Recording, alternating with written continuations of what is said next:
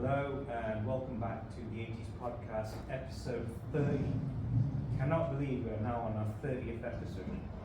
And as always, you're joined with myself, Ali of Antibiotics. And Fraser Lucas. Good evening, Fraser. Evening, Ali. How are you doing? I'm well, thank you. Yourself? Doing all right. Keeping dry this time. Not the weather out there. It's been a bit rainy, but yeah, it's all right.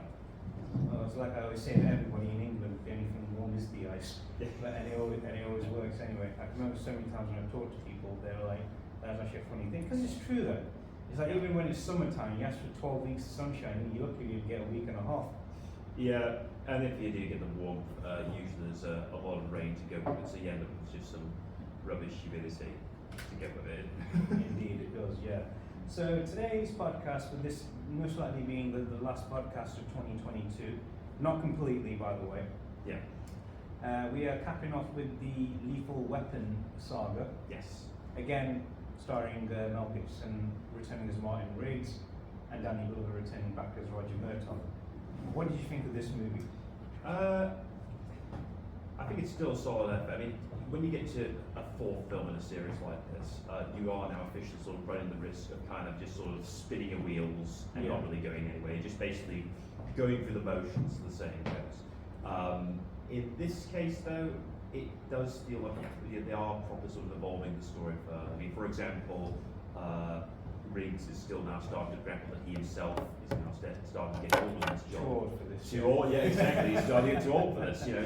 And he's basically coming to the point, at the same point that Murtaugh was coming to in the first film. So it's nice to have that kind of little bit of symmetry there going on. Yeah. Exactly. And as well as that, both of them moving on with their lives. You know, both of them are, one's expected to be a grandfather, the other expected to be a father himself. They're basically evolving through their lives with this version. Yes, I probably would say it's not as good as the previous two. Just I'll say that right off the bat, but I would say this is still, basically at the end of the day when you ask, is it worthy? Should they have actually bothered making this in the first place? That's the big question you ask. And I'd say yes, it was still worth making it. It was still, and it's funny as well because it's the biggest gap between it took about 6 years or so to get from 3 to 4. Yeah, because Lethal Weapon 2 was done in 1992, and this was done in 1997, I think. 98. Yeah. The only thing is, this was actually the only Lethal Weapon movie I got to see on cinema. Oh, cool! All right. And I was like, because that was actually the first time I ever saw Jet Li in a movie. Yeah, I think a lot of people in Western audiences, that was like the first big introduction to him. Yeah, because he was already an established star in Hong Kong. Yeah, exactly. And like he was well known all over China, and but to see him finally coming on the big screen in the US, because I think Richard Donner, before he passed, he said that we need to get somebody else, and we need to bring a different kind of villain. But have you noticed one thing? In every Lethal Weapon movie, you get like in part 1, they're taking. No, part 2 and 4, they take on international criminals, whereas this time around, in 1 and 3, they take on like national criminals, don't they? Like their own backyards. Yeah. Which is quite funny. Yeah, exactly. I mean, with 2, it's funny. Look, the studio as well at the time. I mean, one of the reasons why 4 took a long time to make in the first place was because it went through a lot of. The writers' room went through a lot of development hell. They had one screenwriter who made a whole script for the 4th film being about, I think the plot was about neo-Nazis in LA, which apparently would reflect that similar sort of problem going on at the time. Yeah. It would apparently return to the sort of darker, grittier edge that the first film had about it. Yeah, I mean, to say the truth, when I saw, did you know this is actually going to shock you, and I think it's going to shock a lot of people out there. And if Aidan was here, it would seriously knock him off his seat as well. They originally were going to plan on killing Riggs off at the beginning of this movie and have Murtaugh go through the whole movie finding out revenge for him, like who had him killed. Yeah, well, it's funny because I think I didn't know about that bit about the beginning, because I did know for a fact that Mel Gibson, before he took it on, he wasn't sure if he wanted to even do this film. When he did sign on, he was he kind of wanted to, let's just kill him off. Basically, kind of like what Harrison Ford wanted for Han Solo, Return of the Jedi, just kill him off. But I think they changed it because, I think, to give you an idea of just how kind of hurried it was, the ending hadn't even been written by the time they were filming. You know, it was that hurried. Yeah, but despite all that, Gibson apparently he had a plan to making it, which is quite remarkable. I'm not surprised. I mean, it's like you're back with people you know for so many years. You're back with people you love. Like you can tell in real life, Danny Glover and Mel Gibson are like the best of friends. Yeah, they definitely have a big camaraderie. There's no bad feelings or anything like that. They are very much on good terms. Because they've done how many movies together? 5 in total. Yeah, they've done 4 Lethal Weapon films. Did they do another film? They actually did the movie Maverick, where not based on Tom Cruise's character from Top Gun. Oh, the Western. The Western one. Yes, I think it's where he plays a card shark. Gibson, doesn't he? He plays a card shark. Nicknamed Maverick. And the funny thing is, there's a scene in it where this guy's got a mask around his face and he pulls it down, and it's Danny Glover. And Gibson's character goes, "Don't I know you from somewhere?" it's just so funny. It's kind of like the same thing what Stallone says in the movie Expendables. There's a scene where you have Bruce Willis, him, and Schwarzenegger together, and he goes, they're both bouncing off real life references to them. Where Arnold's character goes, "Give this job to my friend here. He loves running in the jungle." Reference to Rambo, loves running through the jungle. And then on the way out, he goes to him. Willis goes, "What's this guy's problem?" He goes, "He wants to be president." Because at that time, Arnold was governor of California. Yes. Which is so funny, and it's like all throughout. I like those movies where they have all those real life references. And it's so funny, like how in Maverick you had that, and it's because they've done so many. It's what they call a cheeky wink to the audience. It's a little sort of it's not breaking the fourth wall, but it's kind of like a just sort of little in joke with the audience itself as well, which is nice to have that sort of thing going. Indeed. But before they are, the camaraderie, the chemistry was always there, but it's just as strong here in the fourth one as it was all the way when it started. But yeah, it is a good. I mean, and as well as that, you'd think by this point they would run out of gas on action scenes. Maybe it might sort of seem a bit kind of samey, but in this case, it's still just as good as a fantastic car chase involving. I think it's sort of part of a home on a truck. That was awesome. When this plastic wrapping falls apart and Riggs is basically being dragged, it's sort of almost kind of water skiing, hanging onto this wooden table. Yeah, and I like the scene where Murtaugh goes to him. He goes. And the guy's about to run Riggs over, and he smashes the car into him, and he goes, "Get away from my boy." I like when he says that, because all throughout the whole movie, all you hear is Murtaugh goes to him, "Riggs, don't do it. You're going to be a father. Riggs, don't do it. You're going to be a father." Yeah. It's like at the beginning when that guy's in this metal suit and he's shooting it all over the beginning. place. I mean, it's one hell of a way to begin a story with just this. I mean, to be honest, the guy that they start fighting looks like something coming out of a Batman film rather than a buddy cop film. You know, brandishing a machine gun, and a flamethrower, and an armor plating mask and armor all over. I mean, to be honest, you almost just sort of wonder, have I just dropped in on Lethal Weapon, or am I suddenly in a new Batman film? Yeah, it's true. It's like what was even funny was the scene where. When they're shooting them, and then like Riggs sees him for the first time, Murtaugh's like, "Who is this guy?" He goes, "What do we do? Run him over." "What? What if he turns around and shoots us?" "Oh, don't be Raj, be a doobie. Let's will him not to turn around." He goes, "Yeah, well, okay, that's so good. I'm glad you see things my way for a change." And the funny thing is, at the beginning of that scene, Riggs is driving the car.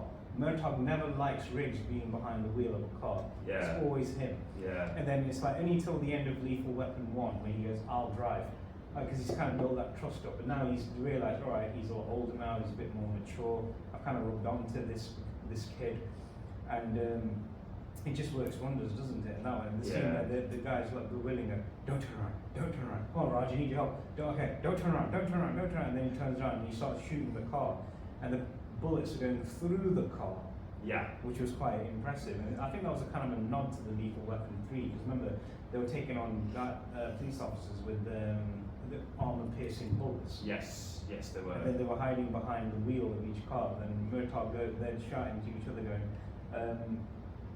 they were shouting to each other about, Riggs, don't do it, you're going to be a father. He's like, "What did you say?" "Yeah, you're going to be a father, Lorna's pregnant." He goes, "Right, well, I've got to tell you something, what?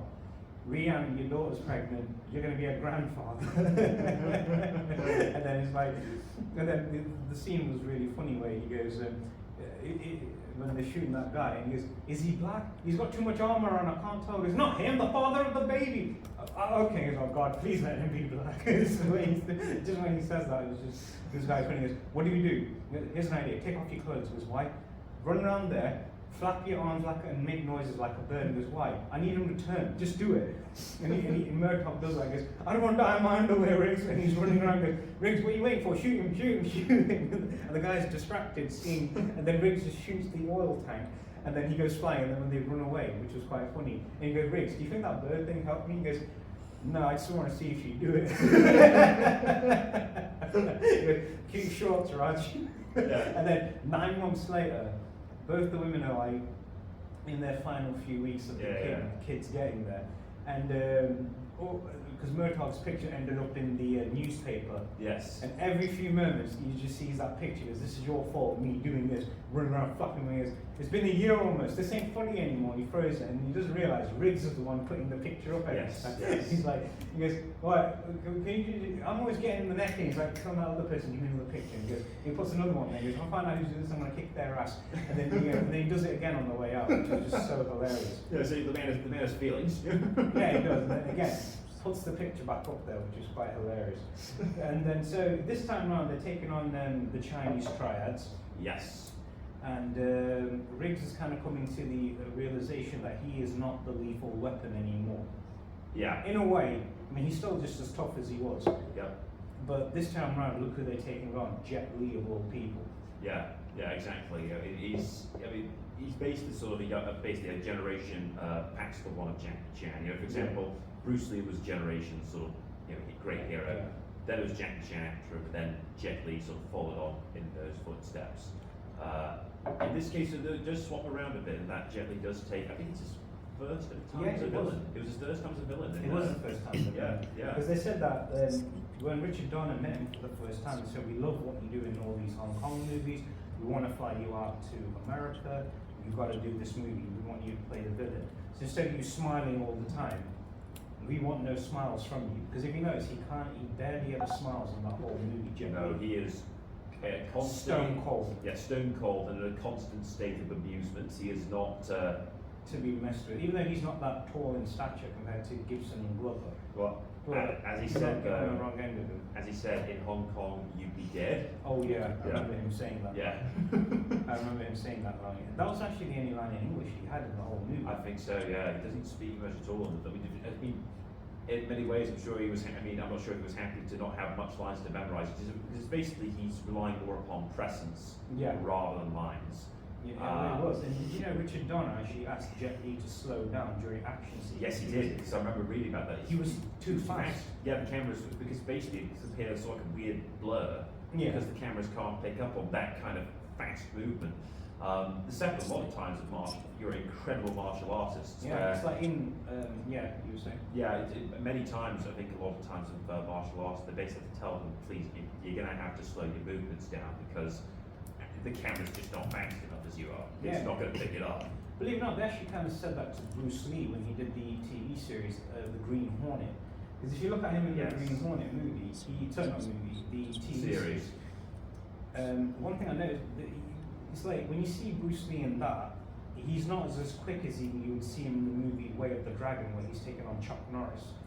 And it's like they were saying, I think they were asking him, can you just tone down? You're too fast, Bruce. Yeah. Well, I'm not surprised. When you saw the man, he was just exceptionally fast. But they did the same thing to Wesley Snipes when he was doing the movie Demolition Man. Yeah. They did that. The same thing as I was going to say as well. They did the same thing as well. He was so fast. Again, they had to tell him, can't pick it up. You got to slow down. Because in real life, he holds quite a few black belts in martial arts. He holds one in, I think, karate, kung fu. He's also trained in capoeira, a few forms of kung fu as well. I mean, he is the real deal, Wesley Snipes. He did jiu-jitsu.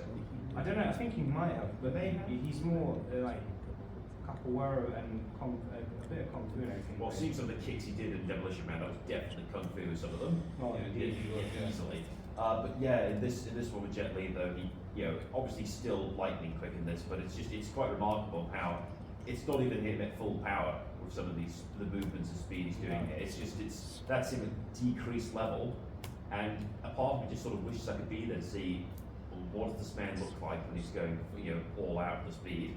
Yeah, exactly. Yeah. It's like watching a human lightning bolt. Yeah, it was. I mean, how fast he was. I mean, like the scene where he demonstrates, like, because I remember the first time you see him when he's kicking that guy on the rooftop and he chokes him to death. But the other scene where he jumps down on the, when he jumps off the stairs so fast, you couldn't even see him move. And then when he just disassembles Riggs' gun, and he just drops one kick on him and another kick on Riggs. Right? Well, it's like the last bit as well when they're about to do the final fight and about to sort of walk on, and Riggs says, how the hell did he do that? And eventually he does this wild look at Birdsong and says, when do we get? And eventually, Birdsong just sort of sighs like, let's ask him.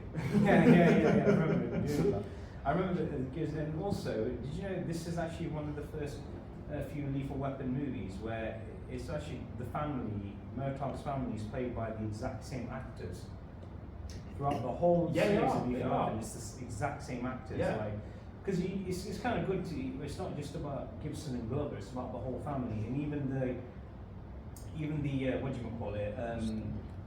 The captain's played by the same captain, same actor. Same with the psychiatrist as well. Yes. Played by the same actor. And like I say, Jackie Chan was considered, but he turned it down because he never chooses to play a villain. No, he doesn't. I don't think. I mean, if Jackie Chan, I hate to say it, as much as I love the guy, if he ever had to play a villain, he'd be very unbelievable. It would be a very difficult set. I mean, particularly for a lot of audiences, whether it's ones in his home in Hong Kong or even Western audiences that have grown up on it. It's a tough sort of sell on that one. It is. And I think maybe if he could, he just maybe be able to pull it off, but I'm not sure. He probably he's sold himself as having this kind of bewildered, friendly face about him. A lot of this sort of I'd say bumbling hero, but more like sort of confused hero. Because a lot of times he plays a lot of these heroes that kind of they're sort of dragged into complete chaos. Because people used to ask him, you're like the next Bruce Lee. He's like, I'm not Bruce Lee, I'm Jackie Chan. He goes, if you look at Bruce Lee, he'd hit somebody and go, oh, and then Jackie Chan would hit someone and go, like that really hurt. He adds the comedy, he's more like a action, he's more like a comedic martial artist. Exactly, because I think he was inspired, I think he did say he was also inspired by Charlie Chaplin. Yeah, he was. Buster Keaton as well. Buster Keaton as well, because I think that type of humour, I think the Chinese audience, they like the slapstick. They do like that. And because of that, Chan sort of melded those two ideas, slapstick humour, martial arts, and as a result, it just became a complete, a god in the entertainment world in China. They just absolutely, whether it's here or whether it's in China or even elsewhere, he is like the god of martial arts to many people. Yeah, I mean, to tell you the truth, when you see him in the, if you see him in like all the Rush Hour movies, it's like him and Chris Tucker make a great team up. They are. They could be more opposites. We got to do with the Rush Hour. Yeah, it's quite funny actually. The two of them, I think they actually, although they were completely alien, their personalities, their cultures, everything, they were completely alien to one another, but they actually became friends. Yeah, which is a fun little detail because him and Chris Tucker, they are. You can't imagine a more complete pair of opposites. Because originally, what's his name, Martin Lawrence was up for the role in that movie. I think he was, yeah. But he turned it down to work with Eddie Murphy instead. On Bad Boys, yes. No, what was the movie? Life with Eddie Murphy. Oh, he did that. But he did the film as well. Okay, right. Okay, yeah. But with that was just a complete pair of opposites. But yeah, we'll have to see if we do Rush Hour films. Oh yeah, I'll do it. We'll probably have Aiden choose one as well for us as well, which will be quite good. Yeah. Choose one. I know he's still on sabbatical, but still. Yeah, but with Lethal Weapon 4 at least, it's still the proper sort of. It's funny though because this is not as much action. I mean, maybe call me out if I'm wrong, but it's not quite as action packed as previous ones. I think there's a lot of it does have its action scenes, but there's not as many as there have been in previous ones. Yeah, it's true. I mean, it's like to tell you the truth. I mean, it opens up a few more ideas about this one as well, where. Because you wonder sometimes always how is Murtaugh affording a house that big? And then you find out and this is the reason why, and then did you get a raise? And and you got to meet both every time. The internal affairs thing, he's a corrupt police officer. Where, if you look at it, in Lethal Weapon 2, when they're stuck in that container, Riggs and Murtaugh, and he was like, he holds so much money in his hand. Because what I'm holding here in my hand, I can put all my kids through college, I can pay off my mortgage and everything. Riggs is like, why don't you take something? Do something good with it. I can't take this much drug money. I can't do that. Yeah. which was great. It shows, yeah, that's good. He's got moral. Great addition to this movie was the fact that great addition to this movie was Chris Rock. Yes, I was glad to get to that bit as well. Yeah, so Chris Rock plays I think Sergeant Butters. Yeah, he's hilarious in this Yeah, movie. although the part of the running gag is his name is never said directly by. There's that kid. What's his name? It's a food, isn't it? Burger. No, biscuits or something. Yeah, and Murtaugh's like, he's always kissing my ass, always getting me coffee and everything. And then he's like, oh, you need a blanket or something? Then you realise at like a little bit afterwards, Rene Russo still looking like a beautiful lady, even till today. Very, very beautiful woman. And she sees him and she knows who it is. And funny thing is, one thing I like about the relationship that both the families have made with each other, where Riggs and Lorna have now become a couple, and she's kind of like become family with Murtaugh's family as well. Yeah. Because like the wife's given her books to read and everything to help her out with the pregnancy.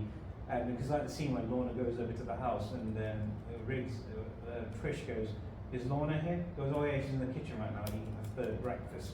Yeah. And then she's like, you know, I remember those days as well. And Rianne turns up there, and which was quite funny. Yeah. Which was quite funny as well, because I was wondering, does she still fancy Riggs? I don't think she fancies him anymore. Probably not at this point. Yeah. But yeah, but with actually it's funny as well you mentioned Chris Rock, because originally his character, and this became changed like right in the middle of filming. Originally his character was going in the film. But I'll give you an idea. So in the film originally, Murtaugh, you see, he starts to sort of wonder, you know, why is this kid just sort of so into, you know, and he thinks maybe because he's into him because he's sort of, he says that, doesn't he? He goes, you don't think he likes me, as in likes me. He goes, well, this ain't the military, right? It's just the police force. That's the funny thing is they're bringing back a reference to part 1 when they say that. He goes, because remember both of them were in the military, weren't they? Riggs and Murtaugh, but they never met each other until Lethal Weapon 1. Yeah. And but that's good. It's kind of like, oh, do you remember when this happened? It's like in Lethal Weapon 3. Do you remember that bomb in your toilet? Well, I kind of forget about that. And the funny thing is, in this one, there's never a bomb that detonates in the movie. No, there is no bomb this time. There's no bomb to worry about whatsoever. I suppose that, you know, a different change of pace for this one. Yeah. And here's another thing. This is going to shock you as well. If Aidan was here, it'd shock him and blow his glasses off as well at the exact same time. He goes, one of the reasons why the producer Joel Silver hired Channing Gibson to write the script for Lethal Weapon 4 is because he liked the work Gibson did on rewrites with certain other movies. And he goes, around 91 and 96, sorry, 95 and 96, there was going to be a thriller, which is kind of like described as Die Hard and Cliffhanger in a sandstorm. Oh, I think they've read about this. Yeah. Well, Wesley Snipes was going to be in it and be an army specialist. And a mine expert that works off with a group of US commandos, and they lost a lot of nuclear warheads in a Iraqi desert. And they find a team of treacherous Green Berets, and Jean-Claude Van Damme was going to play the main villain and leader of the Green Berets, but that entire project was cancelled.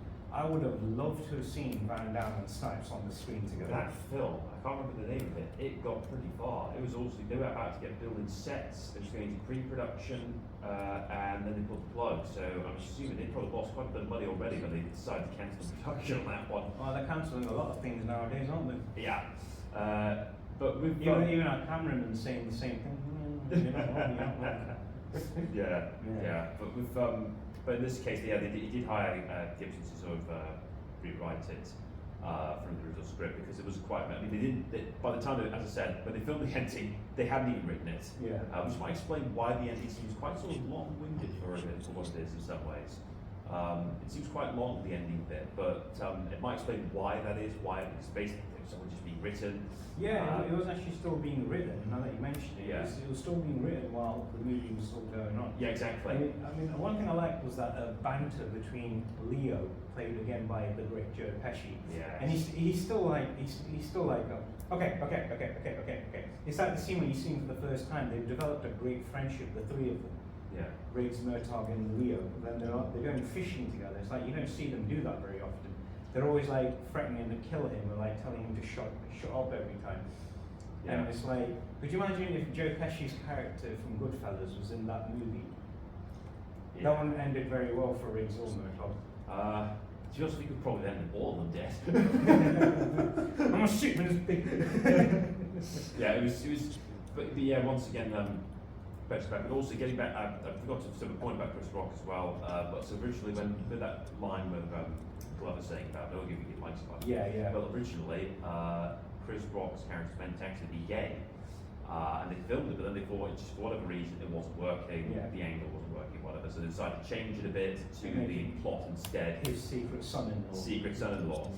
And it explains why there's not a lot of interactions with him, for example, with Brienne, for example, Yeah. just because of that, it was so late in the day for that sort of change. So instead of being, as I said, secret son-in-law. Yeah. And what was really funny was the scene, you know, where unfortunately when their house gets burnt down, and Murtaugh, I mean, Butlers is over there, but he's only there to check if the wife's okay. He's not really, in a way, he is kind of bothered about the house because that's not like all his in-laws. I think Trish knows who he is. No, yeah, but she said, yeah, because I think, because Lorna it says that, stayed, it stayed that she knows. Basically, everyone except Roger knows. Exactly, yeah, which was kind of funny.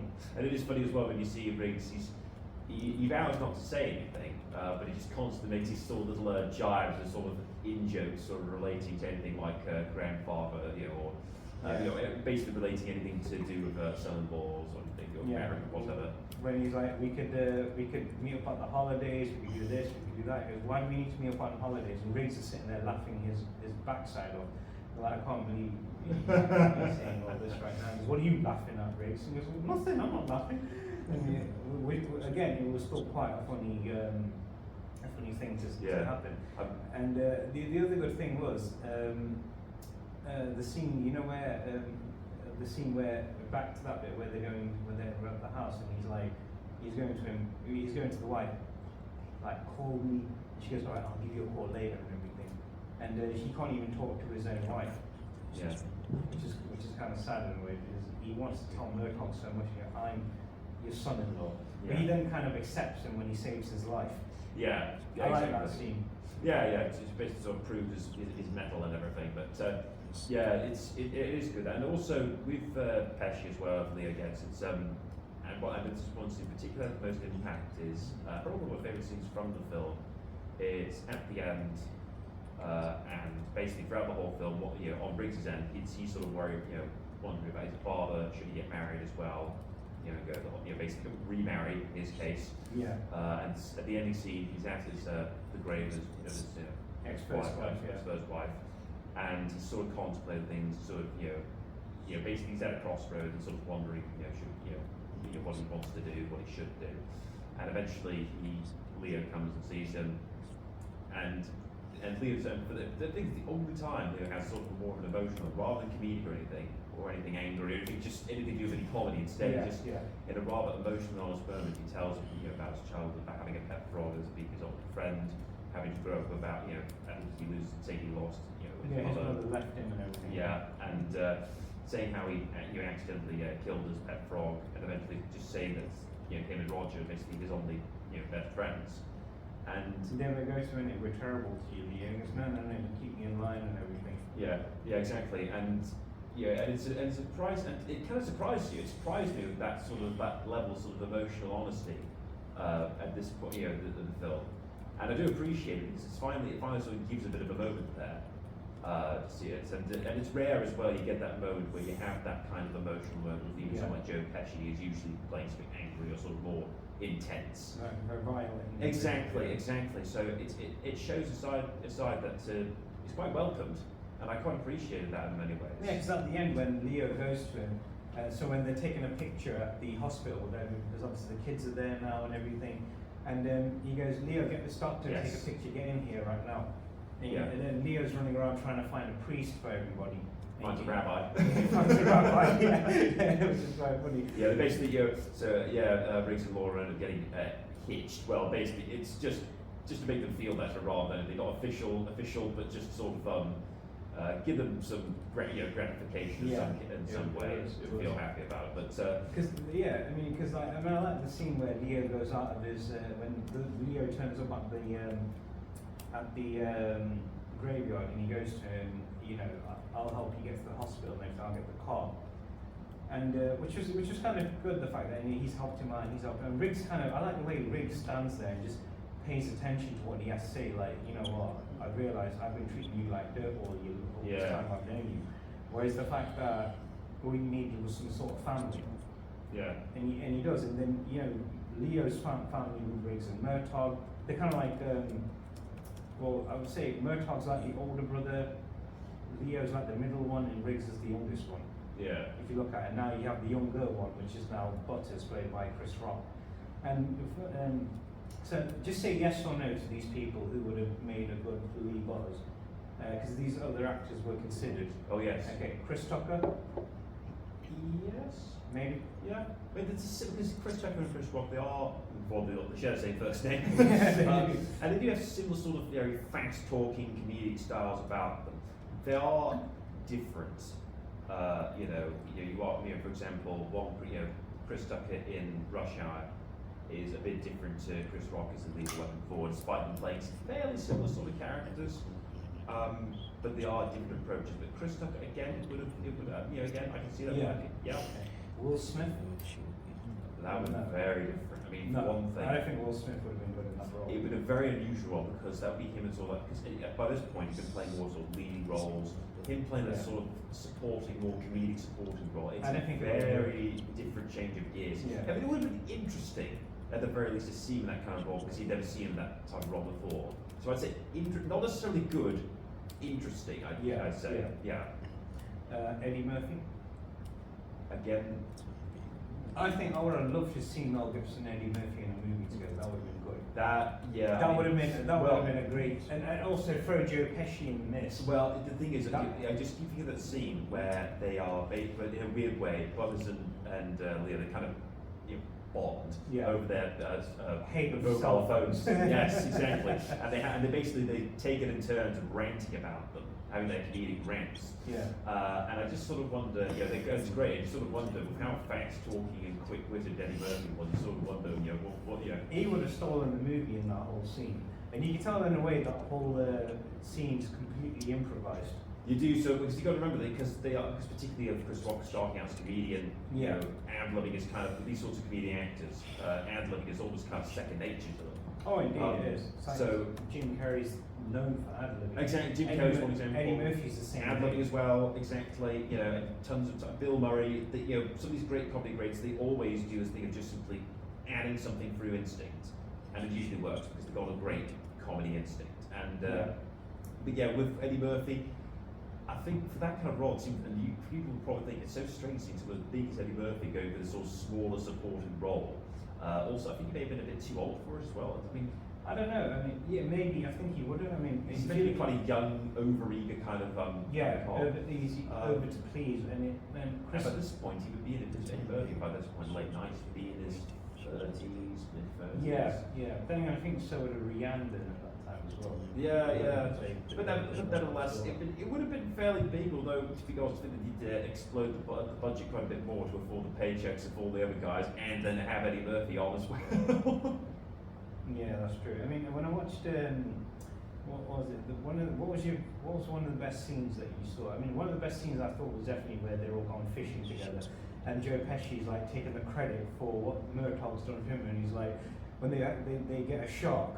Yes. Like, it's so funny, they capture a shark and throw him in there, and then they were like, if you throw him in there, why don't you throw them both overboard? Guess what, you think sharks eat their own kind? I mean, as I said, one of my favourite scenes is, of course, when Leo has his heart-to-heart with Riggs at the end. Yeah. One of the other great scenes, I think, obviously, it's more sort of like the main event, when Riggs and Murtaugh have their final showdown.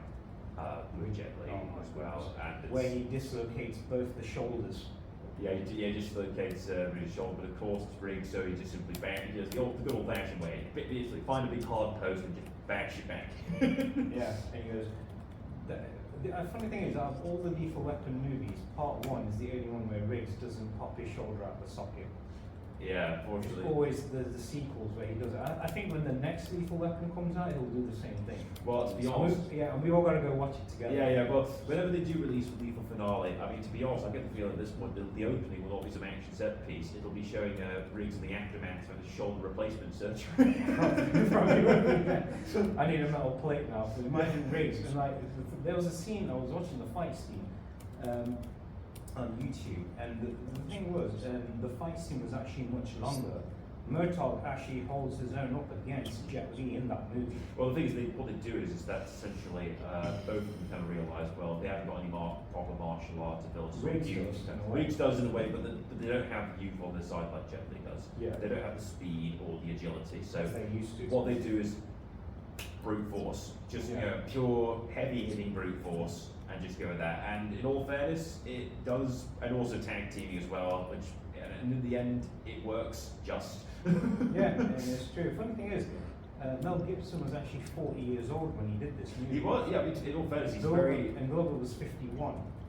Yeah, it's interesting because I think Glover, technically speaking, he's playing a character far older than his actual age. Yeah, like 10 years old. Yeah, like when he did Lethal Weapon 1, he was 40, but he's playing Murtaugh's just turned 50 in that movie. Yeah, exactly.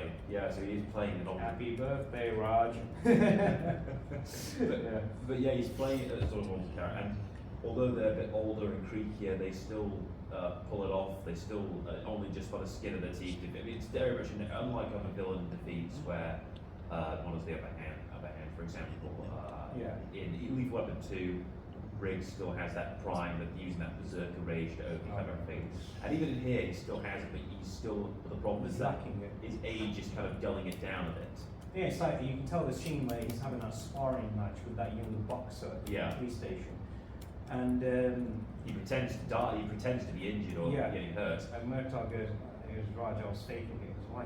What's the matter? He goes, I can't keep up with it anymore. He goes, the other day when I was trying to chase that guy, it's like, I'm not saying this, Riggs, you can't beat the clock, mate. You got to get, I'm only, yeah, you are. Can't beat the clock. And then they're both saying, I'm not too old for this. I'm not too old for this. I'm not too old for this. And he's like, and then Murtaugh's just standing there in his drawers, and Chris Rock's character walks in, he looks at him, and then Murtaugh Riggs is walking by. No, it's like that scene where Joe Pesci's following them. Do you remember? And he's pulling them on the side, and then they go. That improvisation of Chris Rock was just legendary. And he goes, "Who's the perp? What did you bust him for?" He goes, "Am I a perp? You see a brother sitting in the back of a car seat, and automatically I'm a perp? Look at my suit, look at my tie. What am I, the Crips' accountant?" Which is the gang in America called the Crips. He goes, do I look like their accountant? Which was quite funny. And also, he pulls out his gun and badge on him as well.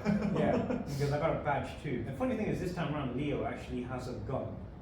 Because he's now a private investigator, isn't he? Yes. Which I think they dispose of once you can get it, you just toss it back. Yeah, it's some piece of hardware, and he just flings it in the back. He's like, Leo, don't shoot my boat. I'm not shooting your boat, I'm shooting Jaws over here in the head. And then when he goes, you got grumpy when you found out you're going to be a grandpa. And then when they're in the water, the two of them, he's like, Raj, what? The shark. What?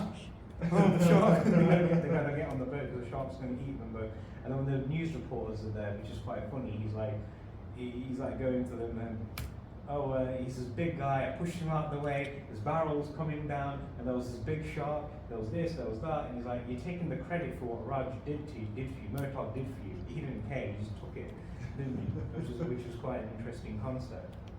Yeah, I mean, it is still having its fun at this film, because I think really each one of the films, it's having its fun. It is. That's how you describe it. And the fourth one, again, it's having its fun, as usual. And it is fun because by this point, I think I said this previously as well, at this point in time in all these series, actors either get a bit bored with it, or just kind of at this point, but at a later interview years later, say, "Oh, I did the film because basically the money was good. I wasn't really that, invested." But in this case, again, they still are invested. There's still, I mean, like I said, Gibson, he had fun making it. Yeah, because originally they were going to kill him off, but they was like, why kill off Riggs? He's one of the reasons why this saga's done so well. Yeah, I think in a way, it's a great thing. Yeah. To keep him going, because if you look at it, Mel Gibson's actually had two famous characters in his whole career. Yeah. Martin Riggs is one of them, and then you have Mad Max. Yeah, Mad Max. I mean, I guess you could count William Wallace from Braveheart, but that's a real person. Yes, a real person. So that's a bit of a different sort of category altogether, I suppose. But yeah, this is sort of this big character, and like I said, I mean, there's another thing as well, is that it's a character where it's kind of too big to fail. Yeah. And you can't just simply do that, because the idea of killing off one half of Buddy Cop in this film, It would have been awful. well, it would make sure that there's never going to be a repeat viewing for a lot of audience members. Let's put it that way. Yeah, I mean, one great thing I like about Gibson, he's an all-round actor. He's not about I can only do action, or I can only do drama, I can only do romance. He's flexible.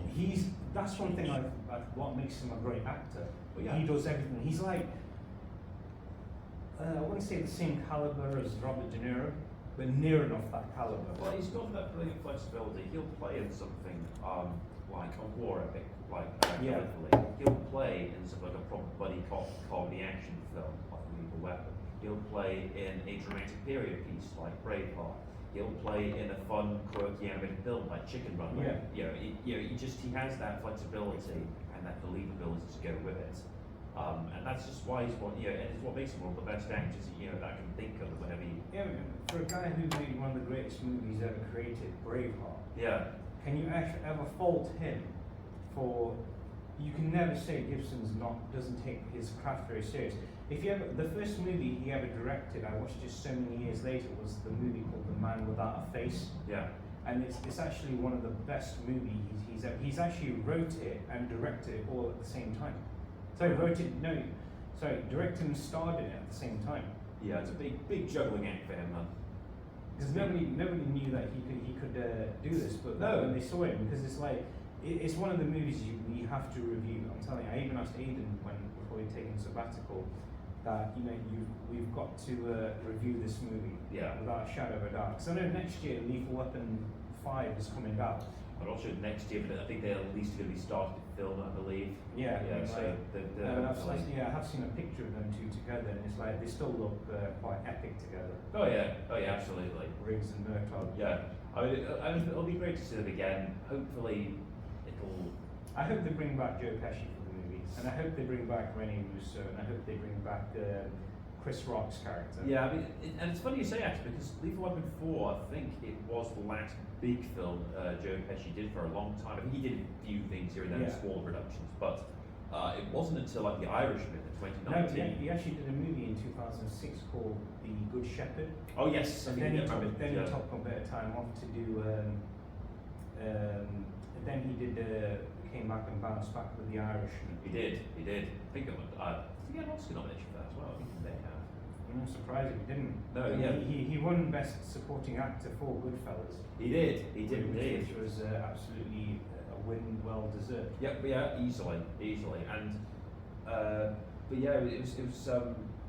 It's quite funny as well, because I remember once reading how in Lethal Weapon 4, critics did not take. I mean, action sequels, with a lot of film critics, they never usually get their thumbs up a lot of the times. No. In this case, again, people liked it well enough for the critics, just not as much as the first one did. But strangely, with Pesci, he gained nomination for Worst Supporting Actor at the Razzies, the Golden Raspberries, and I think it's a bit harsh. I mean, I think it's far worse. I mean, come on, it's a bit mean-spirited to go and say, because he's playing the funny man, playing the comedic foil. He was definitely. I mean, one thing Joe Pesci, one thing I like about him, he's an all-round actor as well. Exactly. Yeah. If you look at him, if you watch him in the movie My Cousin Vinny. Yeah, I know I could, with how many times you mentioned it, I can definitely tell it's easily one of your top 10 films. Oh, it is. No, it's just you've got so many huge stars in them. Well, I'm saying so many, but like you have so many famous characters in this one movie. You have Herman Munster from The Munsters, played by Fred Gwynne. You have the Karate Kid, played by Ralph Macchio in the movie. Yeah. You have Marissa Tomei, who won her Oscar win for this movie. She won Best Supporting Actress. She did, yeah. And then she went on to do the big movie The Wrestler. Yeah, she did. She's in that movie. And then you also had then you had Joe Pesci, the wise guy, in this movie. And for once, the thing I liked about this movie the most with My Cousin Vinny was the fact that for once Pesci wasn't the co-star; he was the star. Yes, he was. Yeah, because he has been more of a supporting role type actor. Yeah, he has never really been much. He had been before that. Yeah, I mean, because asking someone, oh, can you think of a Joe Pesci performance that was where he was technically, the leading man? Yeah. And you will really struggle to find that many It instances. was My Cousin Vinny.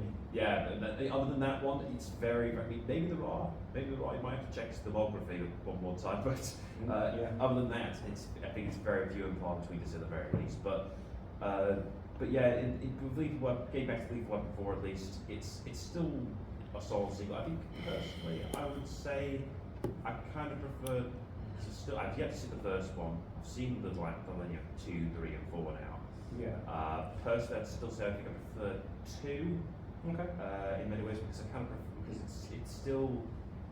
I think for one thing, the villains are unusual, different because they're from the South Africans. Yeah, diplomats. Yeah. Diplomats, and it adds a different sort of edge to it, and it still has that particular edge to the film as well, where I wouldn't say dull it down at all with the later 2 films, but they kind of. I think one thing I liked about the movie was the fact that the one thing I liked about the Lethal Weapon 3 and 4 parts was the fact that how much you see the real great character development. Oh yeah. You see this what was supposed to be just a temporary. I think in a way it was supposed to be a temporary partnership, but it blossomed into a lifelong friendship. Oh yeah, you see it as well, particularly when the captain promotes them to captains, at least briefly. I think he takes away the you demote again, salute each other, shake each other's hands, and making captain jokes. Well, which was quite good. It was like, what do we do now? Oh, captain stuff, take longer coffee breaks, we're not shouting at us anymore, doing this, doing that. And then at the end it was even funny, he goes, give us back your captain badge. He goes, why? Congratulations, you're sergeants. Again, well, I thought they were going to make us presidents. Which is quite funny. Which is quite funny. I mean, one of the sweet things I like what Murtaugh does in that movie when he finds that family. Yes, he does. Hiding in the boat. And he just looks around and he's like, I'll smuggle you back, not smuggle you, I'll take you back to my house, keep you safe. Yeah. Which is kind of sweet. Well, he even states of how they are essentially modern slaves. Yeah. And he emphasizes that because he sees, for example, he's descended from people, like the American slave trade. Yeah. He sees that, he empathizes with it, and he decides, I can have a chance perhaps to do some good about it and make, some sort of change. Yeah, he says that to Riggs. Yeah, exactly. Riggs is like saying to him, no, you're going to get in a lot of trouble. You'll be sent to jail. You lose this, you lose that. He goes, no, I'm doing the right thing. Trust me. Yeah, and eventually, I think Riggs still decides, okay, so he basically, supports him for us. In the end, I think there's a bit where he mentions about being all right about it. And there's also a good scene as well where the father of the arms that he keeps care of, he gives him his dad's watch, saying, it belonged to a good man, now belongs to another good man. And it's tragically loses a life to Jet Li as well because of being part of this rather convoluted villain's plot to basically help buy the freedom of his brother who's part of the triads. And it's got. Oh, it's the uncle, isn't it? The engraver, the artist. Yes. He's the uncle. Yes, and it's part of counterfeiting the Chinese money to get this corrupt Chinese general to release his brother. Oh yeah, that's what you mean. Yes, exactly. So it's part of a very complicated type of deal to do it. I think the original screenplay writer for the first screenplay, the one with the neo-Nazis, he actually, and funny enough, he did help rewrite the script. The script had been rewritten so many times. He did say he kind of wish it was. You just thought the plot with the triad was a bit weak and perhaps a bit too convoluted for what it was. I think I can definitely see why, because it's quite a convoluted type of villainous plan where at the end of the day he's just trying to get his brother free. Yeah. But there's this massive convoluted plot where it involves counterfeit money, importing basically illegal slaves over from China to help its counterfeit money. Free from a corrupt Chinese general. It's a very convoluted type of plot, and I think I can see why it's perhaps a little bit of a weaker film for it, because it's a bit difficult to fully grasp all of a sudden. Oh, okay, so this means this, but X means Y, etc. Yeah. Now that you mentioned it, if you look at it, the first two Lethal Weapon movies, they're a little bit darker. They are. Whereas Lethal Weapon 3 and 4, they're a little bit more lighter. They are. What do you reckon? What's your aspect going to be about Lethal Weapon 5? Do you reckon it's going to be a little bit? They will probably try and. I suspect they'll bring some level of edge to it, but I think most likely they will probably keep to a similar sort of tone as 3 and 4 have. They will probably continue that. Yeah. That's what the guess I'd probably hazard, because I suspect that will be the case. It'll probably then just sort of continue that kind of tonal shift. Yeah. Towards something a little bit lighter, less from the sort of prettier sort of levels from the first two films. Because they are older guys, I suppose.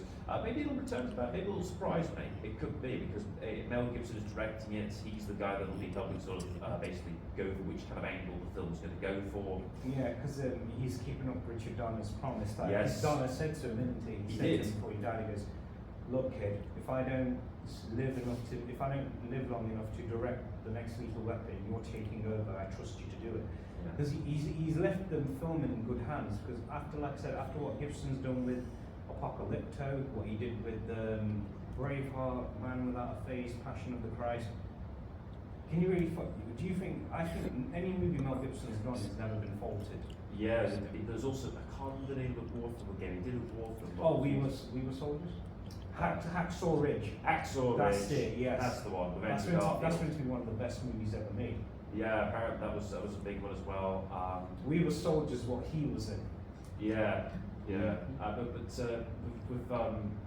with Gibson doing it, I have no problem with that at all. I think, admittedly, it is sort of there's a sort of level of sadness and tragedy that unfortunately Donner wasn't able to do it. It would have been amazing just watching this man in his 90s direct another explosive action film as one big blaze of glory. Yeah, I mean, like, he's always worked with him, so he's like always. They've had a great relationship. Clearly, Donner and the cast they managed to get on famously because why else would he come back for 4 of these films? Because he still has a passion for it. Yeah, and not only that, he was always bringing back all the other cast members as well. Yeah. And then, did you know, even regarding Lethal Weapon 4, did you know it was the first time you see Riggs and he's not sporting long hair? He's not wearing the blue jeans and he's not wearing the cowboy boots this time round as he was wearing in the first 4. Sorry. And then this time round, he's not even smoking. No, he's not smoking. But in the third film, he already kind of goes along the line that he's trying to quit, and clearly by this point, it's been 6 years, so that's done. And at this point, anyway, Mel Gibson at this point has sort of said goodbye to the great mane of hair. Unfortunately, he's one of few actors who could pull off a haircut like that. Oh, absolutely, yeah. I think him and Kurt Russell. Patrick Swayze. Oh, Patrick Swayze, yeah. Aidan used to say when I was convincing Aidan, just watch the movie Roadhouse. I don't want to watch it. It's got that guy from Dirty Dancing in it. No, Andy, I don't want to watch the movie. Just watch the movie. All right, fine, I'll watch it. But you got to watch this one. All right, fine, deal. I got no problem with that. He watched it and he was like, I actually kind of like Patrick Swayze. I did see the second half of the Roadhouse. It's a bit of it's an obviously silly kind of action film. It's not meant to be taken too seriously. It's kind of over the top, but it does have some pretty amazing set pieces. Some of the martial arts in it is quite impressive. He was in real life. Swayze was trained by world kickboxing champion Benny the Jet Urquidez. Yes. And they said when they asked how did you train him for the movie, he goes, I was looking at his movement, and one thing I watched from watching his previous movies like Dirty Dancing and all the other ones, goes, I've realised one thing. Patrick moves like a cat, very nimble, very agile. Yeah, he was. And he goes, so that's how I'm going to train Dalton, like a cat. Yeah. Because if you look at Dalton, he's moving like a cat, isn't he? He's Yeah, like, he's poised. He's very. He's like, not moving like sort of Bruce. He's moving with this kind of this agility. Yeah. He's moving very much, almost fluidly. oh, the way indeed, he he moves. was, yeah. And then you can tell the Gibson's character, and this is kind of similar to, I wouldn't say similar to that one, but you see he's kind of, especially in part 1 of Lethal Weapon, he's quite fast. He's And- fast, but he's much more sort of Brawler. hard-hitting, Oh my brawling, goodness, yeah. gripping, grappling, just very much more of a heavy hitter. Yeah, after this, we're going to have to watch that fist fight again from Lethal Weapon 1. I don't know what it is. Yeah. It's just like one of the great. When I watched it for the very first time, we used to have him on VHS. You know what that is? Oh yes, yeah, we had tons of videos. Yeah, I'm not that young. I'm still from the video era. Well, we had VHS. We then had a laser disc. That was the pre-DVD era. It was. And then you had DVD, and then you had Blu-ray. To tell you the truth, sometimes I do like a good Blu-ray. Even though there's all these streaming platforms, I sometimes still like a little bit of physical media. Oh yeah, absolutely. I mean, You know, in Germany, they still like them though. yeah, because I can still understand. Because I like having something keep sort of physical, because rather than just being kind of ethereal, I think is the right word. Where it's nothing. It's just simply. It's there. It's there. It's on the web or through the wire, etc. And I can understand the convenience of that. It's brilliant. Because I remember as a kid, we had a huge cupboard full of these videotapes. I still have. If you ever came over, like you, Aidan, Tal, if you ever came over to my house, you'd be like, we don't know what to watch first. Go through the collection. I'll cook some dinner.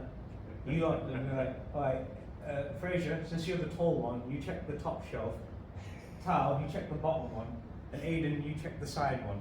And then be like, we'll meet in the middle somewhere. That's how it is. If I ever have my own house, the smallest room in there will just be a DVD library. And I will just have the screen TV on the side, have the DVD player there, and well, you know, make a moment of it. Yeah. Just make the moment of it. Just do that. Yeah, because with the DVD, I've also said as well videotapes, because I remember once watching remembering videotapes, the picture is not the awful quality. and the aspect ratios all wrong a lot of Yeah. times. I mean, for example, for example, I had Tomorrow Never Dies, the Bond film, Classic. in widescreen. So even though it was VHS tape, it properly showed the full picture. But you do have those unfortunate ones where you try watching a film, it was originally released in a particular aspect ratio, but unfortunately, with being a VHS tape, it cuts the picture wrongly. Yeah, it did. So you're kind of not even watching the full film No. for content, if you know what I mean. But yeah, for VHS tapes, I still do remember those. I remember how cumbersome and rewinding them, which has always been a bit kind of a chore. Oh my god, I can remember after a while when it stopped wearing down. It took me. I can remember. This is a funny story for everybody, and I'm going to make everyone laugh. I'm going to make this dude laugh.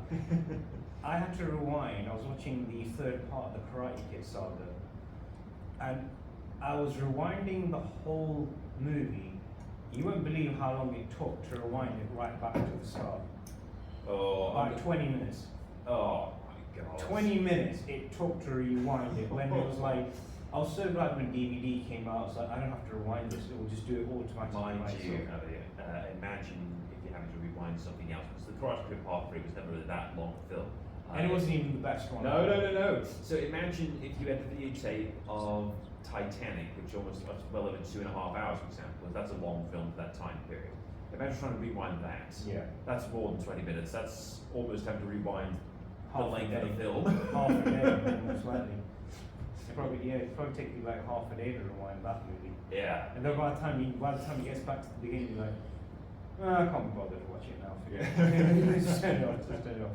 One other great scene in Lethal Weapon 4 was where it shows the comedic aspect of all three of them, like Riggs, Murtaugh, and Butters. You know when they're taking down Uncle Benny at the dentist. Yeah, the dentist, and then they get Leo around there. And then what was funny when they hired Leo, he goes, you know what, we should hire Leo. He goes, what do you mean? You know, he can follow Uncle Benny around. Because Uncle Benny was seen, because that's the whole idea, it'll drive him nuts. What if Uncle Benny shoots him? And he goes, let's hire him. and then they hire him there. They send him, like, oh, where is he? He's at the dentist. Right, I'll be right there. Stay there. And then they go over there, and Leo's just screaming like in pain. And then he's like, they're putting all the drilling and the filling in his mouth, which was quite hilarious. And then they gas Uncle Benny full of all the laughing gas, and then which is quite funny. Then all four of them get high on laughing gas, and he starts spilling out all this information, doesn't he? Yeah. He starts going, and then Riggs starts spilling out information about Butters, and he goes, that's one funny son-in-law you got there, Raj. He goes, Riggs, why'd you call him my son-in-law? He goes, Uncle Benny, he's far too old. No. He goes, why did you call him my son-in-law? He goes, because I am. He goes, your baby is having my baby. And then when he gets outside, what does he do? Punches Riggs at the beginning. He goes, why'd you hit me for? He goes, for keeping it from me and letting me thinking he was, you know what. He goes, well, hit him then, not me. He goes, as soon as we find this, you, me, and Rihanna getting into this. And then he kind of like, then he goes, you pick up your wife, my daughter, and make sure she's okay. Yeah, okay. And then at the end, he accepts him, and he takes the bullet for him. He goes, you know what? He goes, of course, the other day, hey, Aang, take care of my son-in-law here. He's like, hold him. He's like, just make sure he's all right, keep him safe. And he goes. Yeah. And I love that scene at the end, you know, where they've had that fist fight, and Riggs is about to suffocate. Riggs was supposed to die at that scene. Yeah, I think I've read about that as well, because that's another point as well, where apparently he was supposed to be meant to die, basically drowns in the water at the end of the final. And that would have been awful if they did leave. That would have gone down like a lead balloon. That's, yeah, so for the best, instead, you know, of course, in typical fashion, but Tom saves him for certain thing that. Indeed, yeah. And, you know, it's probably for the best, in all fairness. Yeah, indeed it was. And then what was also funny was the fact, well, the only funny thing was when Murtaugh just like kind of senses Riggs is under the water, and he just jumps in there to get him, and then like doing the whole 1, 2, 3 thing and to like lift the concrete apart off him and everything. And then he's like, oh, you know, we should go home. And then at the end, they've all become the family. I would love to see how it's going to be in number 5. Well, by then, because you've got to remember, if they released it, let's say 2024. No, it'll be 23, they're saying. 2023, let's say that then. And we're all going to watch it. Oh, yeah. I'm not missing this opportunity to see Riggs and Murtaugh back on the screen again. Yeah, but it's the finale, so it's going to be the last one. I doubt that. I think they'll find some other way to like bring back a 6th part. You never know. Maybe. Let me think about it. Stallone at the age of 70 plus is doing another Rambo, and you have Arnold doing another Terminator in their 70s. Willis was originally supposed to do another Die Hard, but because of what's happened to him, he had to. I remember when there was in the pipeline, but that kind of just, well, obviously for obvious reasons, that's now. Yeah. That's. I would love to see a prequel to Die Hard. Yeah, I think out of all these big franchises, it would be interesting to see a Lethal Weapon prequel. Yeah. It would be interesting what was Riggs and Murtaugh like in their own ways before they were meant to meet each other on the police force. Yeah. What was Riggs like in the military? What was Murtaugh like in the military? Yeah. What was Murtaugh like when he met his wife? What was Riggs like when he met his wife before she died? Yeah. Because then, like, in Lethal Weapon 2, you see the fact that why these guys knew so much about Riggs, and he asked them, you know so much about me, who are you? He goes, I'm the one who changed the course of your life. I'm the one who killed your wife. I was meant to kill you, but your wife got in the way of it. Because she didn't die right away, it took some time. And then when Riggs drops the container on him, it's like, that was awesome, Riggs. Yeah. Yeah. Man, that was awesome. And is franchise, I would love to see the prequel to Rambo. How did John Rambo become what he was meant to be? I think in many ways it's been quite a downer type film because he's basically even the beginning of First Blood. Yeah. He's a haunted man. Well, what built that up would be interesting. Yeah, I mean, in many ways it's been quite a tragic type of film because you're basically watching a man be built to this killing machine, but at the same time he is suffering, losing humanity, eventually just becomes losing all his friends. Becoming completely haunted by the end of it. So in many ways it would very much be, you'd have to accept the fact that such a film would have a very downer type of ending because you know exactly where he's going to be in the beginning of the first film. As a man who's haunted, he's alone, he has nothing really left, he's got nothing left. So if they ever did a prequel to that, it would be. I actually read the book a little bit about Rambo, and when we reviewed the Rambo saga, yes, we're going to do that, everybody. And sorry, I had to look into the Yeah. camera. Yes, we're going to do Rambo. When I read the book about First Blood, written by David Morrell, and he goes, actually I'm going to save most of this, but he goes, he wanted to create this, he actually created that during the time of the Vietnam War. Yeah. Because if you look at Rambo is a Vietnam vet. Well, yes, yeah. Well, what would be interesting would be, you see little glimpses of what happened to him during Vietnam, being tortured, seeing how he get those scars on his body, and then you see the same thing about, but you need to know what's interesting before that. What happened? How did he meet Colonel Troutman? That would be amazing. Yeah. Because Colonel Troutman says in Rambo 1, he goes, I recruited him, I trained him, and I commanded him in Vietnam for 3 years. Yeah. That would be interesting. How did you meet this person you were meant to, that you were meant to train? Yeah, it would feel. Yeah, I'd certainly be interested to see what they could do with that.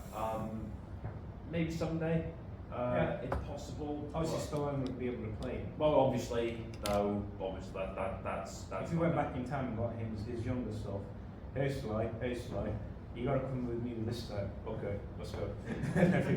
I will do that. So, alright, on a scale of 1 to 3, sorry, 1 to 10, yeah, those are very short. On a scale of 1 to 10, what do you rate the Lethal Weapon 4? Well, just before I say that, I was going to say you're almost close to Siskel and Ebert's original 4-star system they were working with. But yeah, for me, I think this one's still fairly good, still fairly solid work. Again, I think it's good. I mean, I suppose at this point you might get a little bit weary of Lethal Weapon films having seen 4 in a row because they are involved in the story and everything. Yeah. But it might. I know for some people might feel a bit similar. For me personally, I would say 7.9, something like that. But just about under 8, really. Yeah, I'd say about 7 out of 10 as well. Yeah. It will never be as good as the original Lethal Weapon. Yeah. No Because chance. I think because you take greatness like that, when you're trying to repeat it, you're kind of diluting it. You are. So as much as you're trying to evolve it, you are basically sort of keeping it to a simple sort of thing, like you're keeping the action up, you're keeping the same sorts of witty bantering about, fast talk and comebacks here and there. And although you're trying to evolve their lives, the story, the setting, the overall sort of beats, they're all kind of the same, being repeated. So, and as a result of that, it's why people will go to say the first Lethal Weapon is the best one because, like I said, it's just kind of diluting it as you keep on going along. Yeah, it's true. Yeah. Although, nevertheless, I'm more than happy to see it at the very least one more time, seeing Gibson and Glover just take up the guns, get up the badges, and start just at least doing one more time of getting back into it for next year. That would be great. Yeah. Well, that's all the time we have for this podcast and for 2022. We will be back in 2023. Yeah. Happy New Year to everybody. And Happy New Year to you as well. Enjoy. One of the biggest gems this year as well. I know Aiden had to take a sabbatical, he wanted to, I respect that. But finding another great co-host has been an amazing pleasure. Go Gadget on, yes. I was like near enough to have to be like Mr. Fantastic. Yeah. He's a pretty big dude, this one here as well. And but Fraser, it's been an absolute pleasure having you on the show. Oh, yeah, thank you very much. Pleasure to be here. That's great, and we're going to be bringing in more guests in the new year. We're dropping off some more single movies, some new sagas, television series, and yeah, it's going to be an absolute blast all the way. Yeah, Absolutely. absolutely. It is going to be a blast all the way. Don't forget to follow us on social media. Don't forget to also subscribe to this channel, give it a thumbs up. And we hope, I know our previous podcast was quite long, the Christmas special, Yes. but it was worth every bit of it as well. And again, thank you so much everybody out there for your support this year as well. And don't forget that the 80s rocked. And still rock. Yeah, well this guy agreed with. So this is Addy. And Fraser. We're out.